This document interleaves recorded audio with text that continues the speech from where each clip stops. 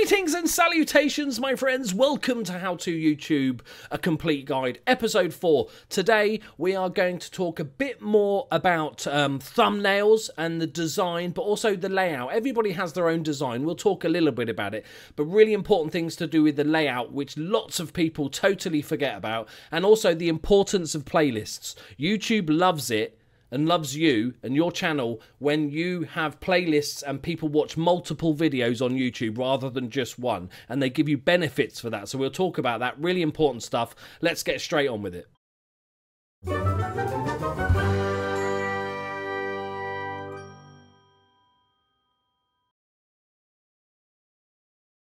Welcome to the wonderful world of thumbnails, the window to the YouTube video. It's a massively important thing to get your thumbnails right, and there's many different styles and formulas that work, but there is a few basic rules of making a good thumbnail. So I'm not going to make one, but I'm going to sort of show you basically the sort of basic layout and the sort of ground rules of making a decent thumbnail. So I use Paint Shop because I'm a weirdo and that's what I learned, and not Photoshop. One day I'll learn Photoshop, just not today.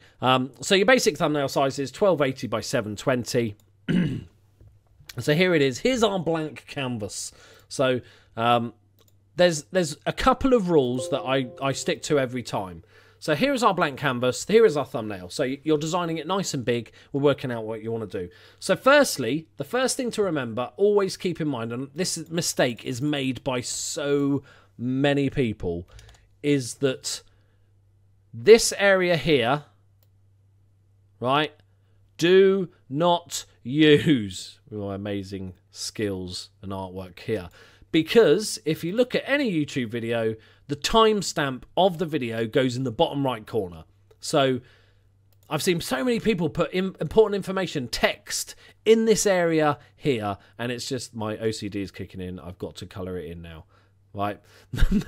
But they'll put, so always leave this, not blank, obviously, but, you know, whatever your normal background of your thumbnails in, leave this here, right? So that's the first rule. That's the, like, single biggest rule. Okay, the second part of this rule is text.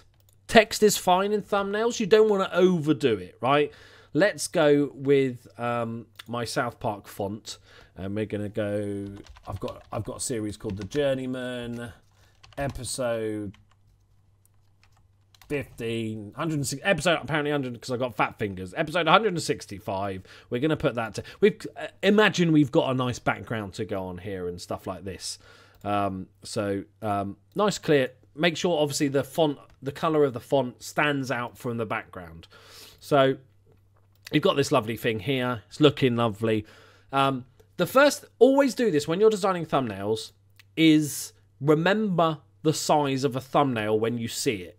Okay, look how small they are, so that when you're designing it, every now and then just zoom right out.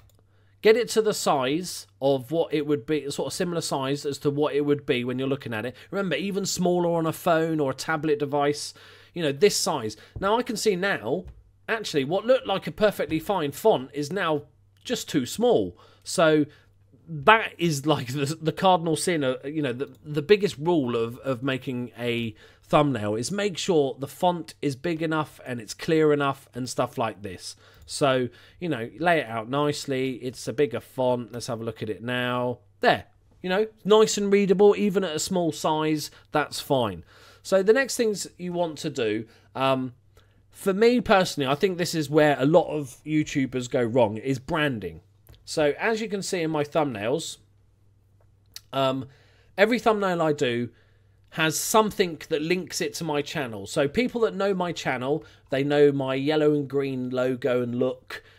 They will see that video in the suggested videos column when you're watching a video. Obviously, you know, this is a sort of big part of YouTube. I think my internet's good. God bless Northern Irish internet. It's the best.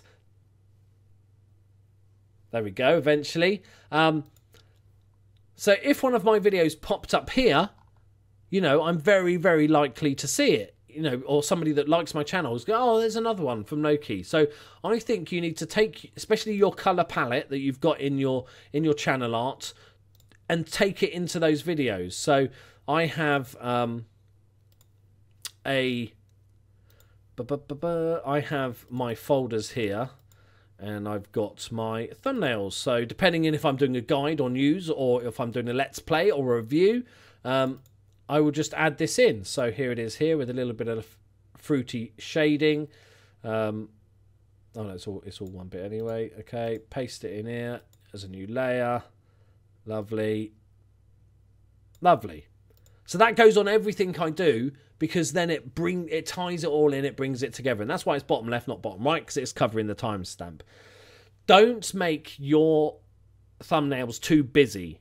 Try and keep, especially if you're using text on it, try and keep the background muted somewhat. Not too much craziness going on. It's very easy to get overly busy and just not be able to read the text, not really understand what it was.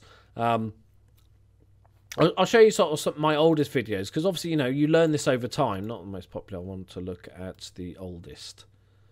So here's my first attempt at a thumbnail ever. It's not horrible, right? It does the job, okay? You know, it's not. You know, the cutout thing here was just to make it stand out, which it does a little bit, because, you know, it's a different shape to the normal rectangle you see. It's just boring. The text is clear enough. The text on this logo for my club that I created is way too small. You're like, okay, it's a dog. I don't know anything else that's going on there. You know, but it's okay. It's just dull. Like, technically, it's doable. It's just dull. And then as we sort of got further on, I went a bit cleaner here with my leads ones and the crew, just a little bit more fun, just learning and experimenting as I went. You know, this is before even my branding started coming in. These are just rubbish. And then the England one was quite nice. It was nice, clean. But then look, made the mistake. I put the episode numbers next to the time clock. No idea what episode those are. So, you know, you learn as you go. That's the thing with thumbnails. Don't be afraid to experiment, because you can always go back. I could go back now. If this was a longer series or anybody was watching it because it's from an old game, I'd go back and change the thumbnail so I could just move this episode number up to the top right or bottom left, and just so it's clearer. You can always change them, so don't worry about it. Don't feel panicked or feel like you have to get a mate to make them or pay for them to be made. And then we got Darkest Dungeon, just a nice clear background. It's important to sort of show what the video is about as well. So as you can see in all my Football Manager videos, not only are they titled Football Manager 2016, it's actually the Football Manager logo is in all of the thumbnails, same as the Darkest Dungeon and the episode number and all that sort of good stuff. And then we go on to the XCOM stuff. Let's have a look. We'll go on, and then I'll show you the recent stuff again, just so you can get, like, you know, the progression of my thumbnails up until what was it, today, 8 hours ago, is that it's now nice and clean. You know, you can have slightly smaller text if it's not really important. In my Motorsport Manager series, Motorsport Manager is the big deal. The episode number is the big deal. Creating our own team, it's relatively small, but that's just extra information. That's not massively important. But also, you know, don't put too much font into a. If you're going to put lots like this perfect example. So what if Zlatan Ibrahimovic was as quick as Usain Bolt? You know, everybody's wondered that, haven't they?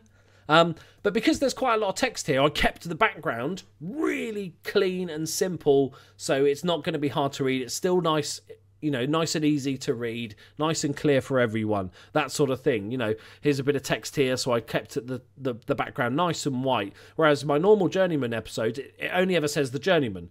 So, you know, it doesn't have to be as clean, and it can fit in the sort of darker area of this sort of wolf's head. And even now, I'm sort of mixing things up. I'm now using this sort of right-hand bar to have the episode number, which I really like. It's a nice design. I think it really sort of makes it look good. It keeps it all themed together and that sort of stuff. So there's quite a progression over time of thumbnails, but don't be afraid to have a go. Like I said, you know, you're going to get better with time. You need to make sure that you can replace them. you know, in 6 months and you're much better at thumbnails, if you fancy it, especially if they're evergreen videos like we talked about before, go and redo the thumbnail. There's no harm in it. You can try different things and you might get a bigger response. Another good thing to have in videos is your face, is your head, you in the video, especially for vlogging and stuff. It's a scientific fact that videos or thumbnails with faces in them, images with faces in them, especially when you're looking at the camera, draw the human eye towards them. Someone's looking at you, basically, and you're like, what the fuck are you looking at me for? And so, especially if you're a vlogger and stuff, it doesn't suit a lot of my videos to have my big fat head in the way. But it suits a lot of people, especially sort of vloggers, or, you know, you'll see all the makeup tutorials. They're always clear in them. They need to be. That's the product, especially if they're wearing it on their face and all that sort of stuff. So don't be afraid to use that as well. I did a whole series. Let me find it. It's going to be a while back, isn't it, I think? Yeah, so when I started The Journeyman, I'd use me in the thumbnails every single episode, and I'd take a different picture of me and have it on there, and it just sort of kept it interesting. You still see the theme of you still see the theme of the thumbnail, because you've got the same background, same team badge, numbers, names, all of that sort of stuff, but just with one element that's changed. The only reason I sort of stopped that was just because my design element had changed. There wasn't really room, and also just to save a bit of time. You know, I'm sort of a busy guy, so anything that saved me a bit of time, even though I know I might get a few less views, you know, sometimes you have to sort of balance the books, so to speak, and just pick something. And I really like the images now that I've chosen for my later clubs. But that's basically my sort of mini tutorial on thumbnails. The biggest thing is don't use the bottom right. Zoom out often to see what it looks like small. Make sure the font is nice and clear. Don't use too much of it. And if there is any decent amount of font, make sure the background's not too busy.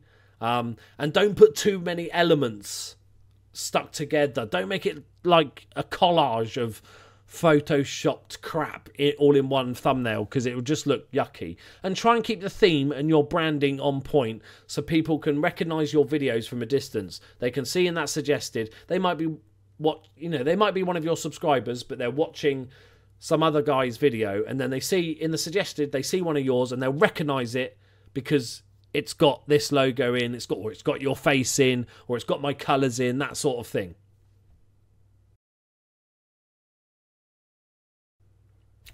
Playlists.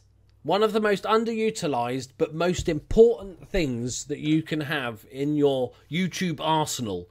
Playlists are massively important, especially when talking about the YouTube algorithm, the way YouTube works. They promote channels that keep people on YouTube for longer. It's great if you've got a 20-minute video and somebody watches all 20 minutes of that video. That's great. Okay, they'll penalize people, you know, for if somebody clicks on your video and they only watch 2 minutes of that 20 minutes and then they're done. That will then hurt the ranking of that video in future searches. Not by a lot, like a tiny amount, but if that keeps happening, then a video that could have ranked first for a search will now rank 10th, and it might gradually fall down if nobody's watching it to the end. But YouTube really likes it. They promote channels and videos that encourage more viewing of more videos. So, for instance, if everything you do, every video you should make, should be in a playlist. So for me, it's relatively easy because I do a lot of let's play videos and stuff like that. So, you know, any game series like Motorsport Manager here, I've got 25 videos.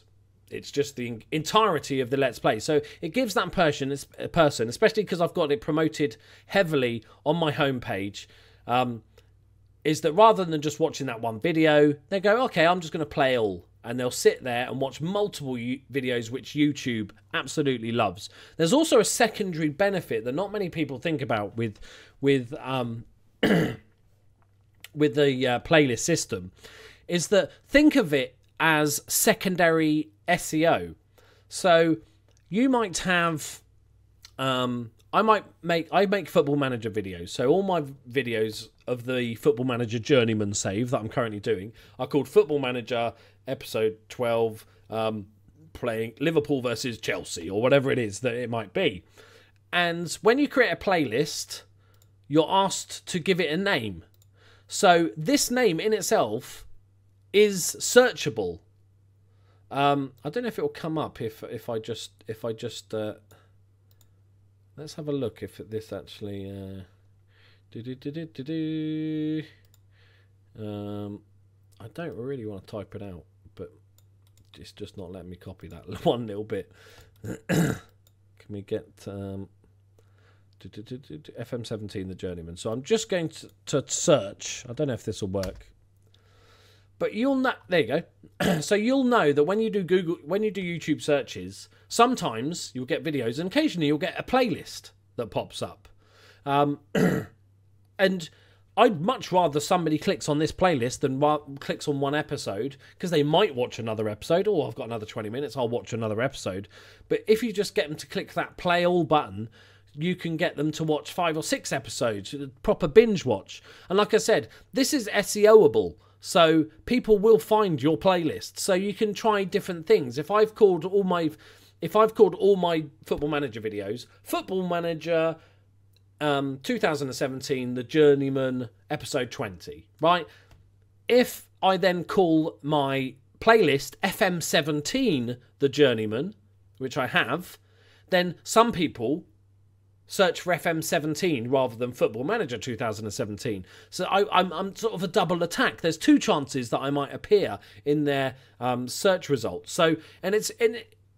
The other, obviously, the last benefit to this is it just keeps the channel really nice and clean.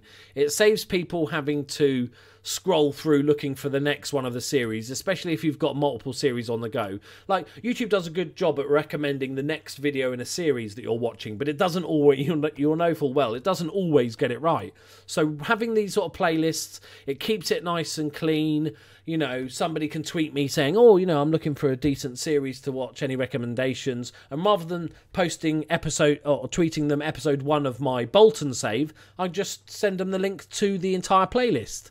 It gives them more of a chance to watch more, binge watch more and stuff like that. Even if you have... So this, for instance, I do some sort of random Football Manager videos, so like transfer guides and scouting guides and tips and various stuff. And so I've given this thing called, this title of this playlist, FM17 Guides, Wonder Kids, Team Guides, Tips and Tricks, because that's the sort of stuff people search for.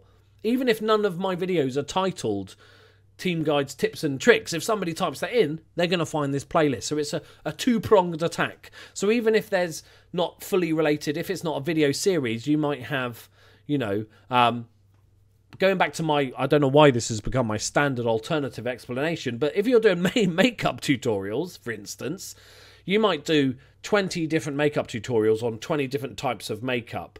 But you might give those things a playlist saying 2017 makeup tutorials, because people might be searching for the latest one, so they might type in 2017 makeup tutorials.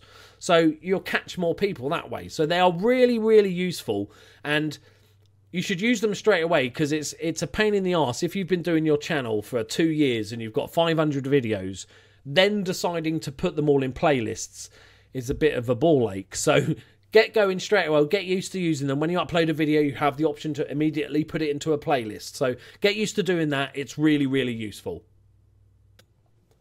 So there we go, guys. Another video done. I hope you enjoyed it and got something useful out of it. If you have any questions on the subject we talked about in this video, then please leave them in the comments and I'll do my best to answer them. I'm also going to do a live Q&A at the end of this series on YouTube. So if you want to talk, have any more questions, or want to go a bit more in-depth, or something we haven't talked about before, then make sure you join me on that stream. Also, subscribe if you're new. Also, if you've got your own tips to share, put them in the comments. Let's help each other grow. I'm not the world's expert of YouTube. I'm just showing you what I've learned. But if you've got your own tips and tricks, then please do leave them in the comments. Get involved, and I'll see you in the next one. Thank you very much for joining me, guys. Love you all. Bye-bye.